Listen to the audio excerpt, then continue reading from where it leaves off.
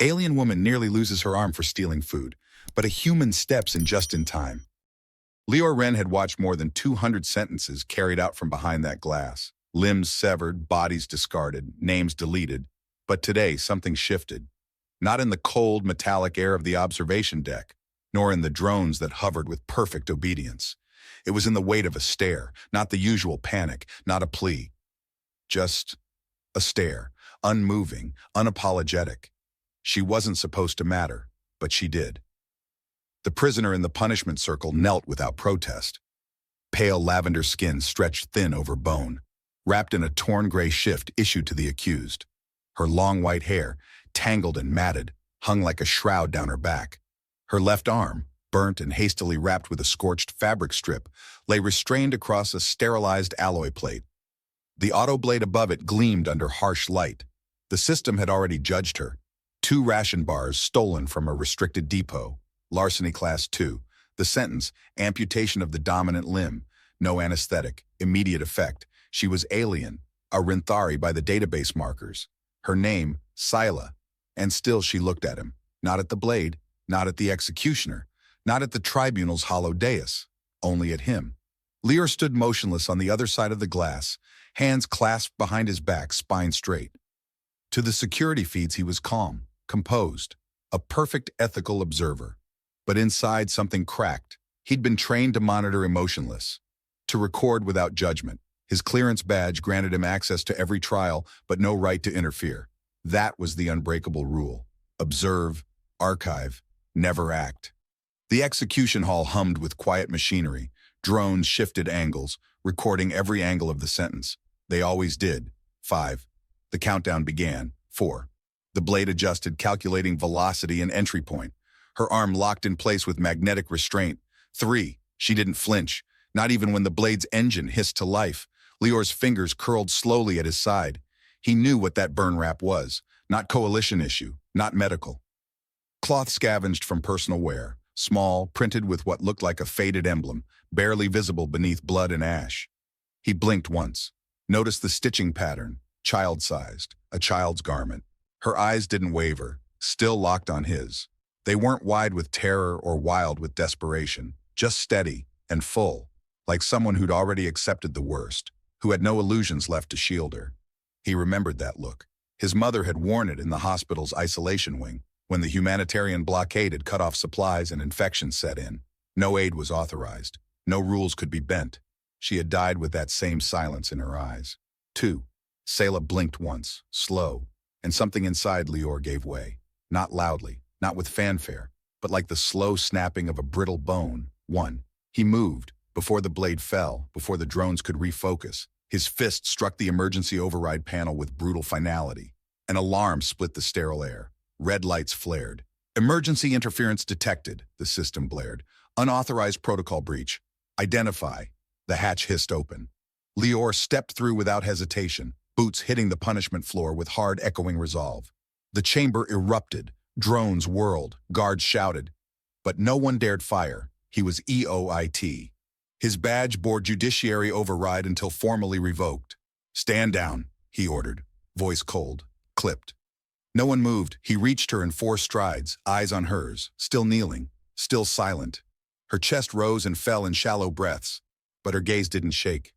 He lowered himself beside her, saw the infection blooming beneath the wrap, saw pain trembling just beneath her skin. Still, she didn't speak. His palm met the restraint scanner. Clause 8.7 Bravo, he said. The shackle hissed open. The blade arm stopped its descent, confused by the protocol interruption. Subject is under immediate humanitarian investigation, Lear continued. She is not to be harmed. A pause. One of the younger guards stepped forward. That clause hasn't been enforced since... I know, Lear said without looking up. But it's still in the record, which makes it binding. 72 hours for tribunal review. No one remembered the clause, that was the point. The coalition's law books were a maze of forgotten morality, buried beneath centuries of amendment. But Lior had memorized it, every version, because long ago he believed law could be used to protect, that somewhere in the heart of all this cold metal and silent compliance, there was still a pulse. He hadn't used that clause in 8 years, not once, until her. She slumped slightly as the restraint released. He caught her before she hit the floor, Her skin was burning, fevered, her weight almost nothing. But she didn't pull away, not yet. The hall was frozen in quiet chaos. The tribunal officials flicked through protocol slates, searching for the clause.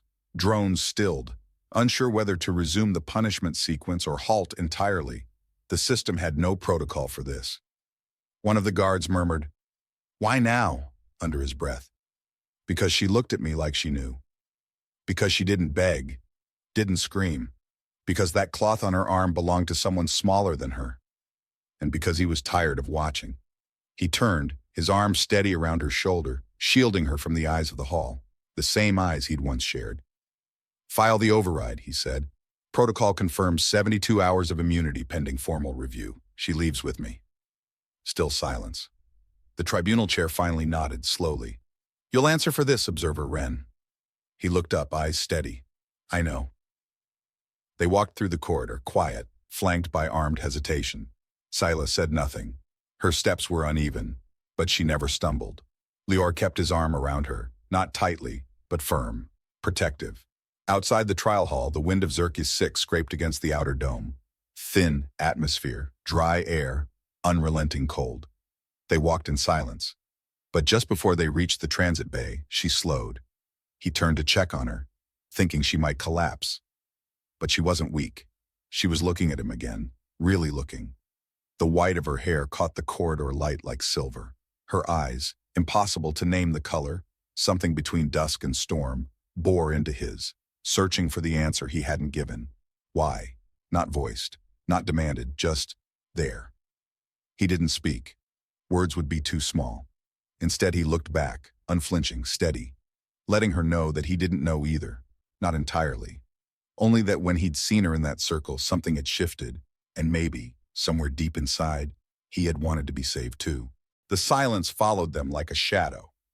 Lior walked ahead by half a step, navigating the brittle path between the tribunal chamber and the living quarters assigned to EOIT agents. His boots struck the frost-coated corridor tiles in a steady rhythm, but behind him her bare feet moved without sound, like she wasn't fully here, like her body followed out of necessity, not will.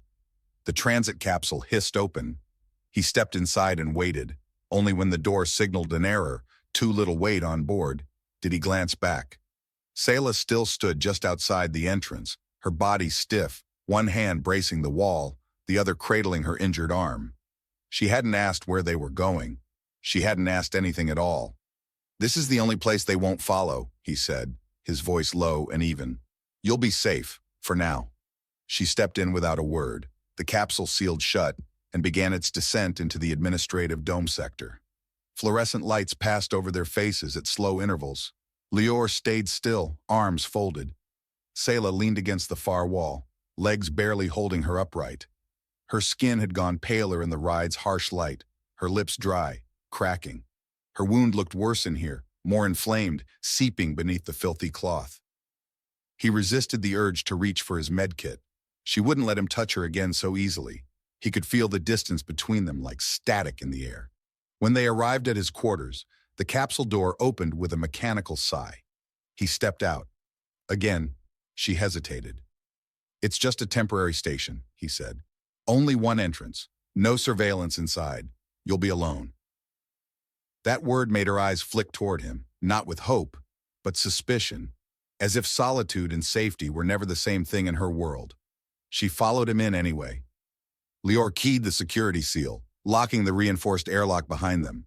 Inside, the dome was what the coalition deemed habitable, which meant metal floors, recycled air, hard lighting, and not much else. A cot sat against one wall, a narrow hygiene unit against another. In the center, a small heat core glowed softly within a protective cage. His workstation, half covered in tribunal logs and drone footage, sat untouched since his last report. He didn't offer her a seat. She didn't ask for one. She simply remained standing, eyes flicking across every corner, every exit, every object she could use or break or throw if she needed to. He removed his outer coat, slung it over the chair, and pulled open a drawer beneath the cot. From it, he retrieved his emergency med kit. "I need to look at your arm," he said quietly. No response. "You're developing a fever. The infection could reach the joint by nightfall. If it does, we lose the whole limb anyway. I won't restrain you, but you need to let me treat it. Still nothing. He took a step forward, and she stepped back. Her fingers gripped the wall behind her, hard enough that the knuckles stood out pale against her violet skin. The message was clear. No touch, not yet. Lior lowered the kit slowly, then crouched, placing it on the floor halfway between them. A soft gesture, no threat, no demand. I'll be over there, he said, gesturing to the desk. Then he turned his back. He didn't expect her to trust him. He didn't even expect her to open the kit. But he knew enough about pain, about the quiet kind that outlasts screaming. Minutes passed. He heard the metal floor creak softly as she lowered herself to the ground. A pause. Then the snap of the medkit latches. The hiss of antiseptic foam. A sharp, involuntary exhale, almost a whimper, immediately smothered. He didn't turn around. When he finally did, she had finished. The rag was gone. In its place was a compression wrap, sealed carefully. The old cloth lay beside her, torn open now, revealing more of that faded print.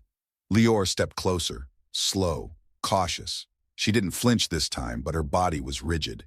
He crouched and looked at the cloth, a child's garment, torn from something smaller. The hem was burned and stained, but the pattern remained. A tiny woven crest, the symbol of the old Rinthari temple system. She saw him notice, and for the first time since the hall, she spoke. It wasn't mine. Her voice was rough, parched, but steady. Lior met her gaze. Whose was it? She didn't answer, not directly. I didn't steal for myself, she said after a pause. Not the first time. Not this time either. He waited, let her pace herself. There's someone else? He asked. Her jaw tightened. Her eyes drifted down to her arm. There was. Just one word. Past tense. It hit like a pulse against glass. He didn't press. She wouldn't say more yet. But something settled in him then. A fragment of a larger picture. She wasn't starving for herself. And now she was alone. You can sleep here, he said after a moment. Take the cot. She shook her head. It's warmer near the core, she said. He didn't argue. He pulled a thermal blanket from the storage unit and walked over, kneeling near the heat core's edge. He held it out, letting her decide. She reached, took it carefully, not touching his hands. As she settled onto the floor near the warmth, she moved slowly, testing the position of her arm, biting back the discomfort. He watched her for a moment. You'll need food, he said. There's enough for now. It isn't rationed under tribunal hold. She didn't respond. Still, he turned and retrieved 2 nutrient bars and a protein pouch. He placed them gently near her side, not too close. Then walked back to his desk. He sat, faced away, gave her privacy. That was the only thing he could offer without breaking something fragile. Minutes passed. Then he heard it. A rustle, the soft crinkle of a wrapper, then the faintest sound, chewing too fast, swallowing too hard. He glanced over. She was eating. Not like someone who enjoyed the taste, like someone who hadn't had food in days, maybe more. Her hand trembled. She tried to hide it, failed. When the second bar vanished, she finally looked up. Not with gratitude, not with fear, but with the heavy calm of someone preparing for disappointment. Why did you stop them? She asked, her voice low. He didn't lie. Because I couldn't not. She stared at him for a long time. Not with trust, but with something closer to confusion. Eventually, she lay down beside the heat core. The blanket wrapped around her like a shell. Her body stayed tense, eyes open, watching, still expecting a trap. Lior stayed at the desk. He pulled up the archive logs, pretended to read them, but the weight of her presence filled the room like radiation, silent, invisible, and impossible to ignore. Hours passed. Only when her breathing began to steady, slow, rhythmic, did he let himself lean back. She had fallen asleep, not deeply, not safely, but enough. It was the first night in years that Lior Ren had shared his quarters with another living being, and the first night he'd broken a law to do it. The cold here was a different kind of quiet. Not sharp like the frost fields, not clinical like the tribunal chambers. This silence settled over everything like dust, undisturbed and heavy with things left unsaid. Lior adjusted his breathing mask as they stepped into the ruins. The lower slums had once housed refugees, forgotten people dumped in forgotten places. Now it was nothing but broken shell structures and half-collapsed alleys strangled by cables. The coalition had stripped this sector long ago, leaving only rust and ghosts. Sayla walked ahead of him. She didn't ask if he was still following. She moved like she had once known every cracked tile of this place. Not cautiously, but reverently. Her feet were light, but her shoulders carried weight. She wasn't afraid here. She was remembering. Lior kept silent. He understood now that whatever they were coming back for wasn't about survival. It was about something she hadn't been able to bury the first time.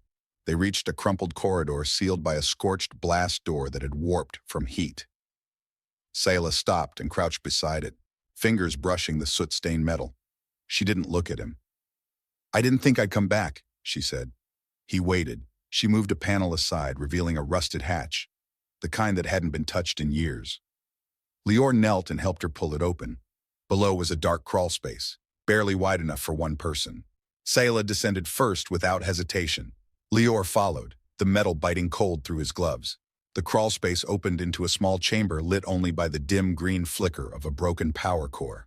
A collapsed ceiling beam had split the room in two, but Sayla didn't pause. She moved to a corner where the floor had been partially pried up.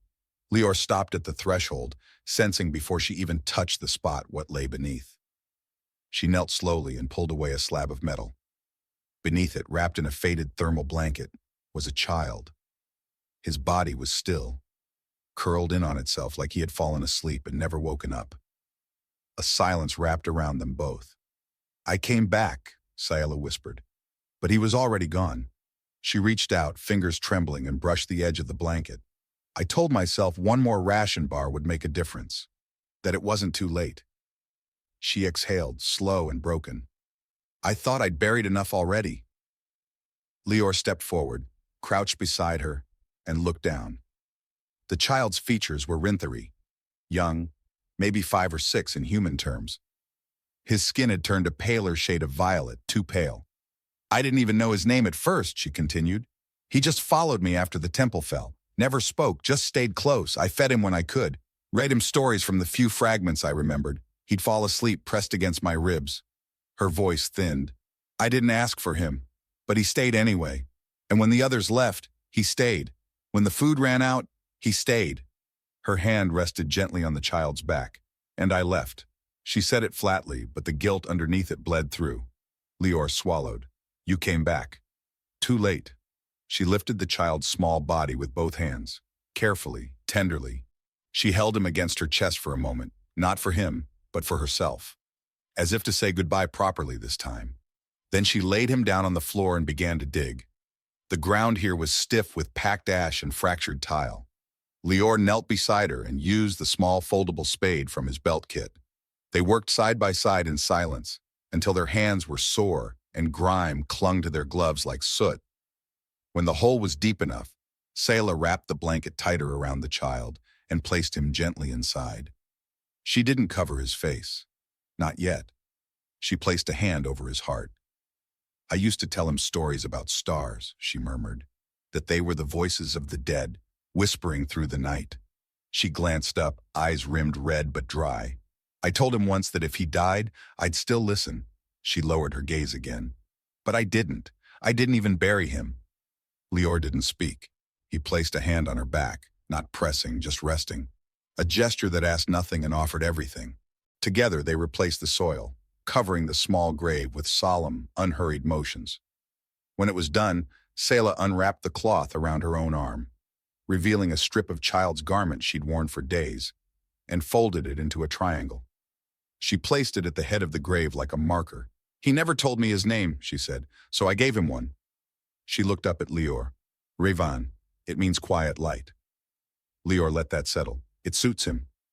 They sat for a while after that, backs against the crumbling wall, legs outstretched toward the grave mound.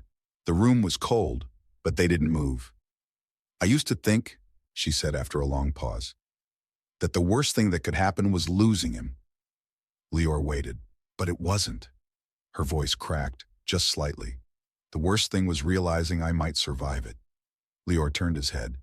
"You did." She looked at him, and in her eyes was not hope, yet, but something gentler, something softer. "Did you ever lose someone like that?" she asked. He nodded. "My mother." He didn't elaborate right away, but she waited. She ran a clinic on Aletha Prime. During the embargo, they ran out of medicine. A boy brought her an infection. She treated him anyway. He drew in a breath. They denied evacuation. She died in a bed we couldn't clean. Sayla reached for his hand, her fingers cold and sure. You stayed with her? I stayed, she held his gaze. Then she didn't die alone. Lior didn't reply. He didn't have to. They stood after a while. The stiffness in their legs pulled them back to the present. Lior offered his jacket as the chill settled deeper, and this time Sayla didn't hesitate to take it. She slipped it on and turned back for one last look at the grave. She said something then, in her native tongue, a quiet phrase that had the cadence of a blessing. What did you say? He asked. That I will carry him with me, she replied, so no one else has to.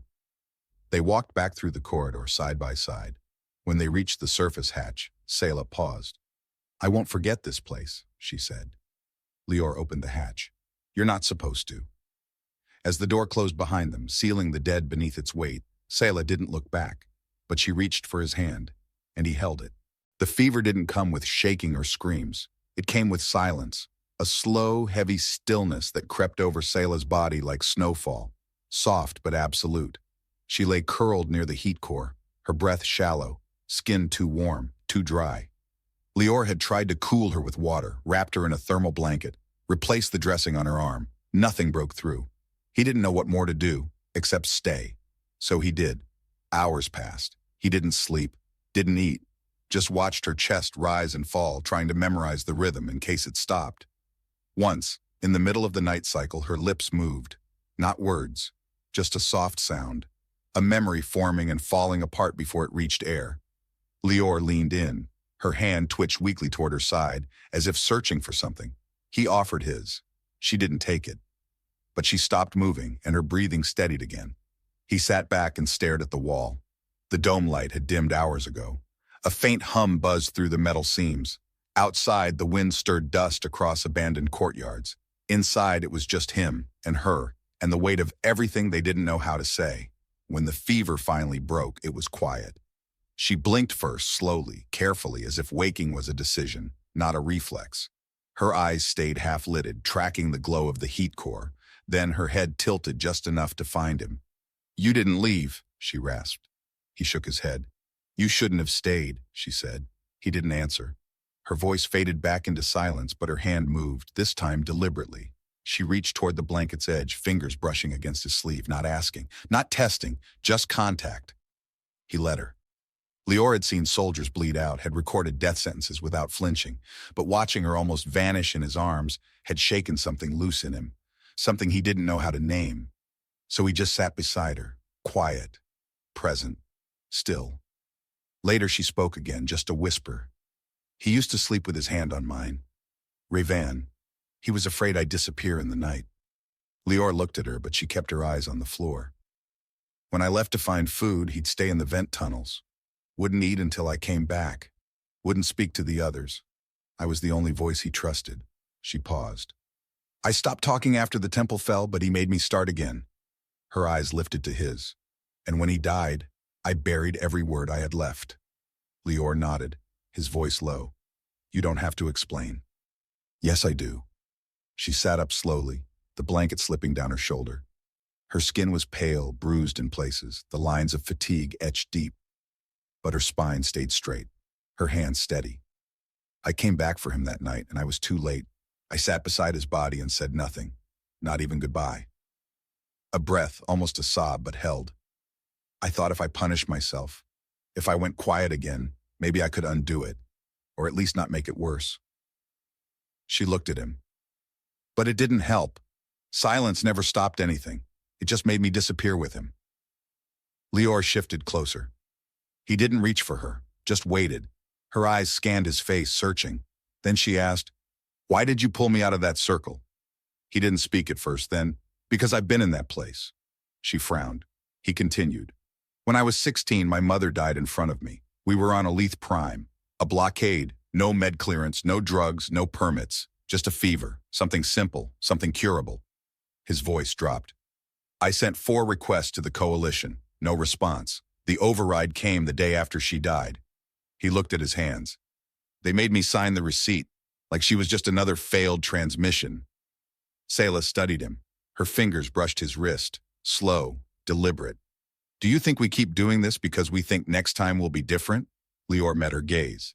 Number, I think we keep doing it because not trying feels worse. She nodded once, small and tired, then leaned forward.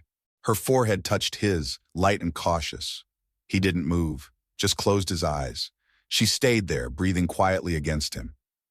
I don't want to be alone anymore, she said. You're not. They sat like that for a long time, heat core humming at their feet, their bodies still, the space between them finally dissolving. Then she kissed him. It wasn't deep, it wasn't perfect, but it was real, soft, shaking, full of something old and raw and fragile. He kissed her back. She leaned into him then, forehead against his neck, arms loose around his side. He pulled her in carefully. Her skin was warm, but no longer burning. Her breath smelled faintly of stale rations and antiseptic. He'd never wanted to kiss anyone more. They stayed close through the rest of the night, not out of need, but out of choice. In the morning, Sayla woke first. She rose slowly, joints stiff, muscles sore. She didn't wake him, just moved toward the far side of the dome where the broken panel let in the first light. She crouched near the plant they'd found, the little sprout she'd called Yeshna. Lior stirred a few minutes later, eyes finding her. She didn't look back. I think I'm ready, she said. For what? To speak again, not just to you, to the world. He stood, walked to her side. They'll try to silence you. I know, she said, but I have stories they didn't erase. And you stayed. He reached for her hand. She let him. And for the first time in years, both of them stepped into the day without waiting for permission. The warning came as a single flash, quiet, red, and final. Lior caught it in his periphery, a soft stutter from the wall panel behind him. No sound, just the muted pulse of danger. He stood instantly. Outside, the dome hummed with its usual indifference. No sirens, no booted march. But something had changed. The proximity alert wasn't tied to the dome's outer shield. It came from a buried sensor, one he'd personally hardwired weeks ago, meant to detect unregistered thermal signatures near the frozen ridge. Not wild fauna, not climate drift, people. He turned to the sleeping mat. Sayla was there, still wrapped in the blanket, the morning light tracing faint gold along her cheekbone. She looked peaceful, the curve of her body relaxed, breath steady. It struck him, how unnatural that peace looked in a place like this, how rare. He crossed the room silently and knelt beside her. Sayla, he whispered close. Her eyes opened fast, alert. We have to go. She didn't ask why. She sat up and reached for her boots in the same motion. Lior moved to the gear stack and pulled out a loaded satchel. Water tabs, heat packs, med wrap. He handed her a breather mask and slid into his own coat. North Passage? She asked. Number 2 exposed. He paused. We take the waste shafts. That earned her a glance. She nodded once. They didn't speak again until they were outside, moving low through the frost-slick rubble. The air was colder than it should have been, wind slicing through the cracks in the dome's lower tier. The horizon held no sun, only a dull smear of violet over rust. Lior checked his slate once. 4 contacts, scattered, inbound, not tribunal. This was a cleanse team, not for questioning, for erasure. He clenched his jaw and led Sayla into the collapsed sublevel. The tunnel was narrow and half frozen, cables dangling from the ceiling like dead veins. They moved quickly, the light from Lior's shoulder beacon bouncing off ice-flecked walls. Neither of them asked how far. They knew distance wasn't safety, only time was. After 15 minutes, they reached an old access shaft. Lior keyed in a bypass code. The door groaned open. They stepped inside. Only once it sealed behind them did Sayla exhale. She pulled off her mask, skin damp, eyes sharp. They came for you, she said. They came for both of us. She turned to him. You were the one who broke protocol, and you were the reason I did. He didn't say it like blame. He said it like fact. She held his stare, then looked away. I thought they'd let us go, she murmured. You gave them a choice in front of a recording drone. That was your mistake. Her mouth twitched. I didn't think they'd choose cowardice so easily. You hoped they'd choose clarity. They don't have that in their code anymore. They started walking again, deeper into the abandoned shaft. The lights failed after a few turns, forcing them into complete darkness broken only by the beacon. Lior stopped briefly and pressed his back against the wall. He wasn't winded, but something inside him felt tight, like a tether had snapped, and now they were running not just from danger, but from the last illusion of order. He glanced at Ciela. She was breathing fast but controlled, her shoulders tensed, her hands loose at her sides, not afraid, focused. Still, her body moved with effort. The fever had faded days ago, but the weight of long malnutrition hadn't. "You're not keeping up," he said. She kept walking. "I'm fine." "You're limping." "It doesn't matter." He stepped in front of her. She stopped abruptly, eyes hard. "Move. Take 5 minutes." "No. You'll collapse." "I'd rather die on my feet than be dragged." He held her gaze. There was no defiance in it, only weariness and the stubborn heat of someone who had been powerless too long and refused to feel that again. Lior didn't move. He took off his pack, crouched, and removed a compression tab. She didn't argue. But she didn't sit either. He handed her the pack. "Lean." She hesitated, then did. She leaned into his side, not fully, not trusting her weight, but enough. Enough to admit she needed him, even if just for this moment. He felt the tremble in her legs. Not fear, fatigue. 3 minutes, he said. She nodded once. They stood like that in the dark, her breath brushing against his collar. "This wasn't supposed to happen," she murmured. "I know. I was ready to die on that platform." He was silent. She tilted her head up slightly. "And then you stepped in, and I didn't know how to be anything else but angry." He looked down at her. "Why angry?"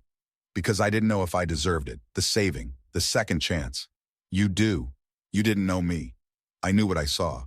"What did you see?" He didn't answer right away. Instead, he reached for her hand. Not to pull, not to lead, just to hold. "I saw someone who'd already been condemned too many times." Her eyes closed. She stepped into him, forehead resting against his shoulder, and whispered, "Then why didn't you run sooner?" "I think I needed to find something worth running for." Her breath caught. He leaned down, kissed her temple. Brief, grounding. They didn't speak again. Minutes passed. Then together, they moved on. The last corridor opened into a breach in the structure, a collapsed waste-port that funneled into the ridge system outside the dome. Wind howled beyond it, not soundless anymore. Here the dome's walls thinned, and real air flowed, tainted, freezing, but breathable. They climbed out. Farran's Hollow stretched in the distance, a ghost system, decommissioned, unsurveilled, a graveyard of mining stations and failed terraforms. Perfect. They didn't stop until the dome lights were only flickers on the horizon, until the sound of footfalls behind them was no longer a threat but a memory. When they finally paused, it was near a shattered relay post embedded in a dead rock face. Lear keyed into its old antenna base, rerouting power with a pulse from his slate. The uplink stuttered to life. Signal reached. He encrypted a single line. Coordinates. Final. Untraceable. An old favor, owed. The reply came seconds later. Simple. Confirmed. 48 hours. No return. He looked at Ciela. She was sitting on the slope, her arms wrapped around her knees, watching the dust clouds swirl across the plain. "You okay?" he asked. She looked at him. Not broken. Not empty. Just tired. And alive. "I'm not sure yet," she said. "But this feels like a beginning." He walked over, sat beside her, rested his arm behind her shoulders. "It is." She leaned into him, fully this time, and said nothing more. The tribunal chamber was built to make people feel small. Its ceiling stretched beyond sight, walls lined with seamless metal etched in languages from half a dozen systems. Cold lights flickered overhead, humming like something alive but indifferent. Lior stood alone in the center of the circle. No weapons, no insignia, no authority left. Just a stripped clearance tag on his chest and iron restraints around his wrists. Ciela stood just behind him. Unshackled, unarmed, uncategorized. She wasn't a criminal here, just a complication. And the coalition didn't like complications. 3 holographic figures blinked to life above the central dais, faceless and fluid, framed by silver data streams. Adjudicators. Their voices were neutral, sexless, engineered to erase any hint of judgment. That was left to the record. "Lior Ren," the central voice said, "you are charged with violation of observer neutrality, invocation of a dormant clause without ethical review, and obstruction of judicial enforcement. You are no longer protected by coalition protocol. Do you understand these charges?" Lior didn't look up. "I understand. You interfered during an active punishment sequence, citing Clause 8.7b. This clause is classified as legacy, and has not been observed in over 2 cycles. I cited it because I had nothing else, he said. Because watching another body break beneath the law wasn't something I could do again. Your feelings are irrelevant. Lior didn't answer. Detainee Selah of the Rinthari, the second voice said, shifting focus. You have been granted a temporary witness designation. You are not required to speak. Selah said nothing. The silence stretched. Lior glanced at her, but she was staring straight ahead, spine straight, chin lifted, jaw tight. Her hands were clasped in front of her, steady, still. Then she stepped forward, breaking the line. I will speak. A pause. Even the drones hanging in orbit above the court went still, as if uncertain how to respond. You may address the tribunal, came the reply, almost reluctant. Selah's voice didn't waver. You want to know why I stole, why I broke your rules, why I didn't plead, or cry, or beg for forgiveness. But none of you have asked what happened before that moment. Her eyes lifted toward the highest adjudicator. You didn't ask why a child had to starve within a dome filled with unused food. You didn't ask why I was forced to dig a grave in a tunnel while your scanners recorded it from overhead. You didn't ask who I was before I was a detainee. She paused. I was an archivist, a keeper of language, of stories. My people are gone now, but I remember them. She looked directly at the central figure. And I remember every clause in your legal code, including 8.7b. The holograms flickered subtly. Her knowledge had unsettled them. She continued. The nutrient bars I took were not protected inventory. They were days from incineration, scheduled for disposal. I took them to save a child who didn't make it another night. Her voice softened but didn't break. I would do it again. The tribunal's lights pulsed. The drones above resumed recording. The voice returned, cooler. Regardless of motive, the law was breached. Observer Wren's interference created a procedural void that endangers our neutrality. You mean it exposes your inhumanity, Lior said suddenly. The tribunal didn't respond. You trained us to follow rules, he continued, to observe without judgment, to document suffering as if it were a data point. He stepped forward, pulling against his restraints. But you didn't train us to survive it. You were not required to intervene. And yet I did. The lights dimmed. The tribunal took a pause. Deliberation. In the silence, Selah turned to him. He met her eyes. You knew they wouldn't let us go, she said low. I hoped they wouldn't notice. She managed the ghost of a smile. You're a terrible liar. Lior smiled, barely. A tone sounded. The lights stabilized. The central voice returned. Due to public broadcast variance and the invocation of a legal clause still present in active code, a revised sentence will be issued. A pause. Lior Wren, you are stripped of observer rank. Your license is permanently revoked. You are to be exiled from Xerxes 6 layers, shoulders lowered. Not in defeat, in relief. Selah of the Rinthari, the voice continued. You are released from immediate judgment. Due to the procedural collapse of your case, you are no longer subject to Class 2 punishment. However, due to your complicity with a renegade observer, you are included in the exile sentence. Another pause. You have 48 hours to depart coalition jurisdiction. Failure to comply will result in terminal pursuit. That was it. No apology, no reversal, just banishment. But Selah stepped beside him, and this time it was her who reached for his hand. She didn't say anything. She didn't need to. He looked up at the tribunal one last time. Your system doesn't bend, he said, but people do, and that's how you lose. The holograms flickered once, then vanished. The lights dimmed. The drones powered down, and it was over. They walked out of the chamber together, not as prisoner and observer, not as fugitives, as two people who had chosen to stand and speak and stay. The shuttle door sealed behind them with a hiss that echoed into silence. Outside, Farron's hollow stretched in uneven ridgelines, rust-colored stone veined with frost, sky a dull blue lavender where thin atmosphere met dusk. No cities, no signals, no system-wide pings, just dust, wind, and quiet that couldn't be weaponized. They stepped down together, boots crunching over brittle earth.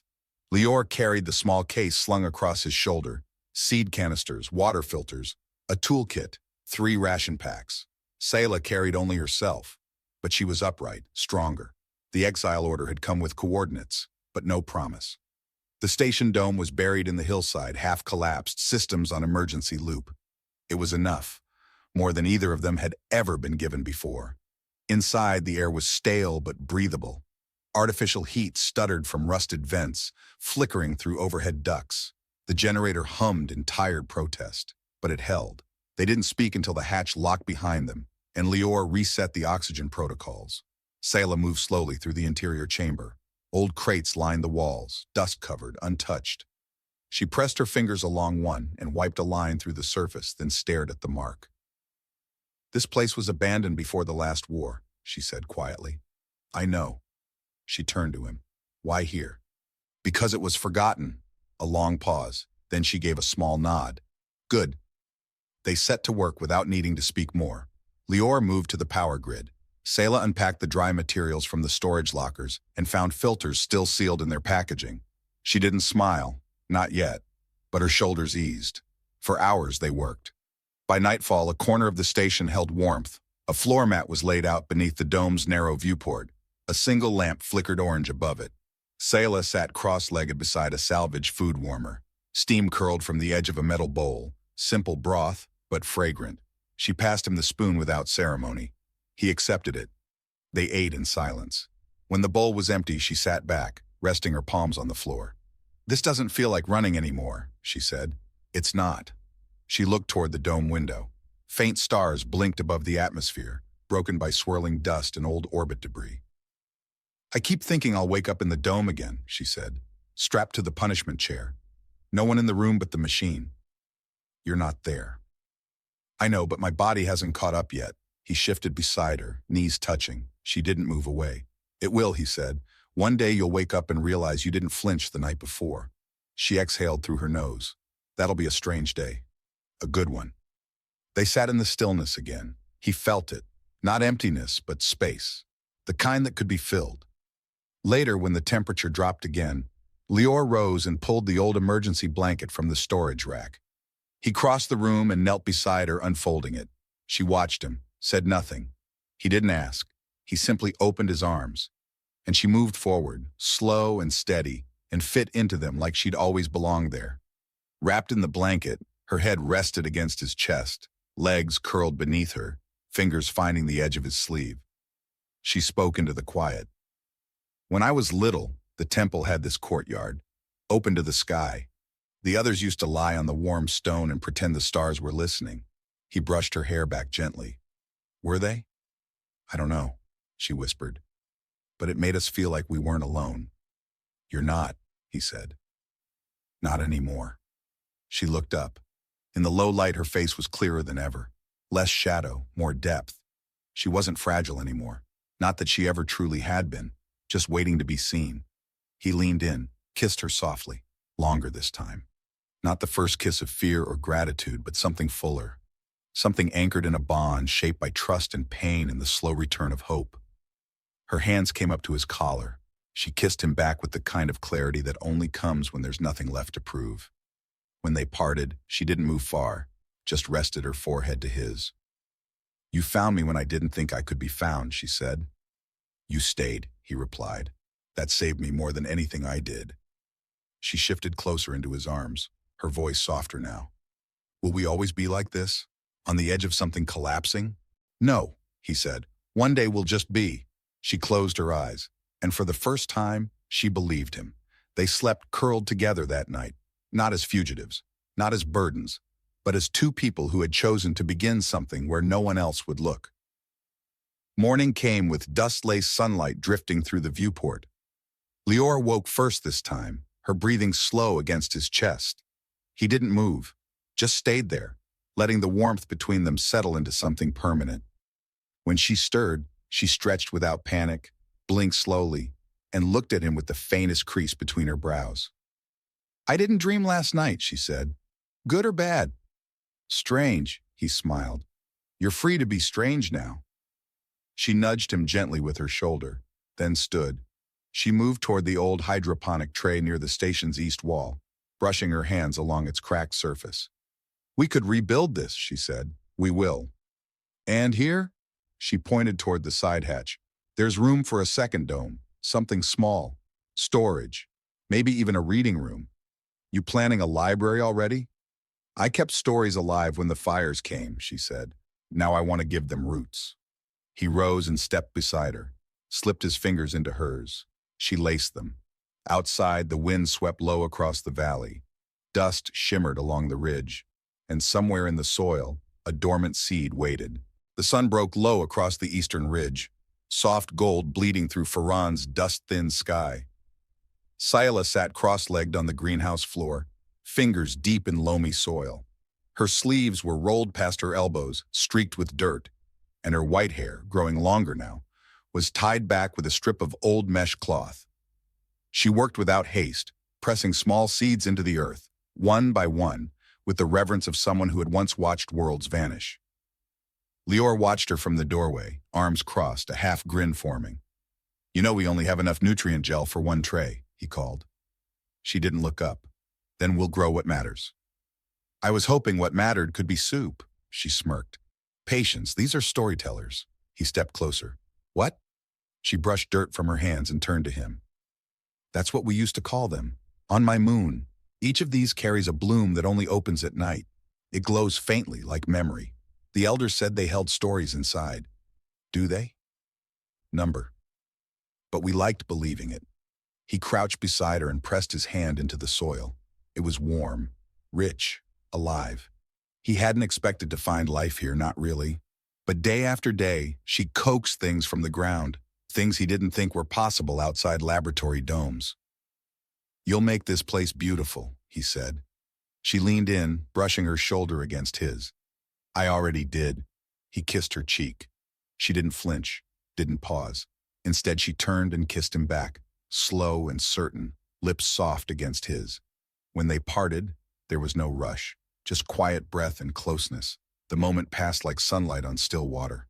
Later, they sat beneath the outer canopy, an old weather tarp stretched between two support poles, eating bread Scylla had baked that morning. It was dense and imperfect, but warm. "Needs salt," Lear said, chewing thoughtfully. "You're welcome to grow some." "I was hoping you'd engineer it." She lifted her brow. "Rinthari salt is extracted from obsidian lake beds and takes 3 weeks. Perfect, I'll wait." She shook her head, but her smile lingered.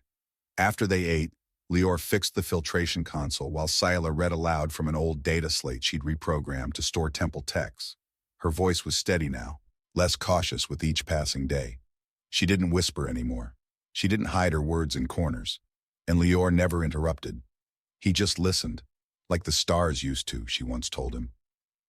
By evening, a soft breeze wound through the cracked vents. Scylla lit a single lantern near the greenhouse, its glow catching the first sprout curling up from the storyteller tray. They stood there together, shoulder to shoulder, arms brushing, saying nothing. It was just a leaf, small, curled, but it was theirs. She reached for his hand. He took it, and in that breath between dusk and dark, the weight of everything they'd run from finally loosened. Just a little. They didn't speak again until bed, wrapped in the same blanket beneath the cracked dome window, stars flickering faintly overhead. Scylla rested her head on his chest. Lior closed his eyes. Neither dreamed of trials or hunger or silence. Just the sound of her heartbeat, steady now. Just the feeling of being held and holding back nothing.